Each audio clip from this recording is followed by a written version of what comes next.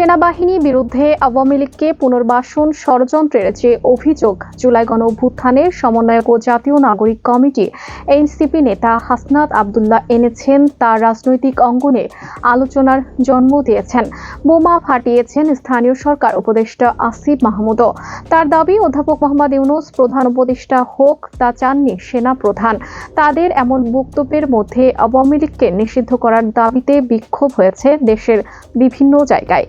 সড়কে সেনাবাহিনীর অবস্থান দেখা গেছে অন্য দিনের তুলনায় বেশি। অন্তর্বর্তীকালীন সরকারের বিরুদ্ধে একটি ঝটিকা মিছিল করেছে ছাত্রলীগ। রাজনৈতিক বিশ্লেষকরা বলছেন, আওয়ামী লীগের মতো রাজনৈতিক দলের কার্যক্রম চালানোর অধিকারের বিষয়টি জনগণের রায়ের ওপর ছেড়ে দিতে হবে।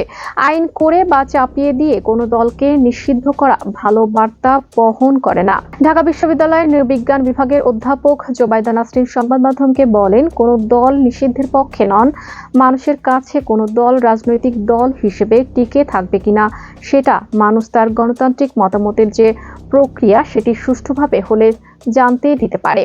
কোনো দলকে সে চায়, কোনো দলকে চায় না।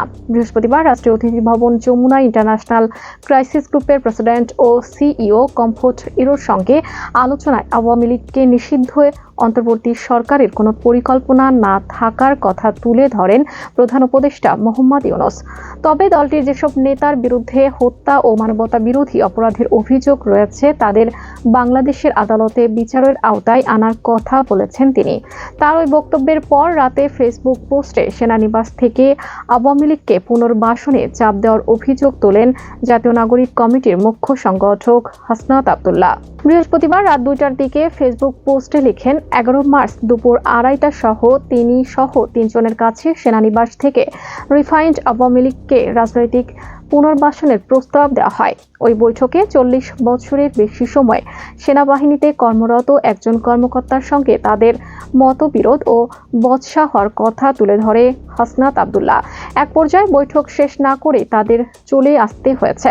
হাসনাত লিখেছেন, তাদেরকে প্রস্তাব দেওয়া হয় আসন সমঝোতার বিনিময়ে তারা যেন এই প্রস্তাব মেনে নেন।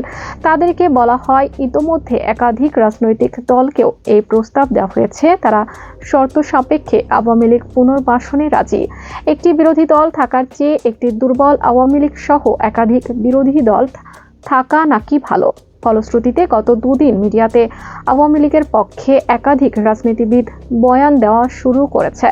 ইউনূসের বক্তব্য এবং হাসনাতের ফেসবুক পোস্টকে কেন্দ্র করে শুক্রবার গভীর রাতে ঢাকা বিশ্ববিদ্যালয়ের ক্যাম্পাসে আওয়ামী লীগকে নিষিদ্ধের দাবিতে বিক্ষোভ মিছিল হয়েছে।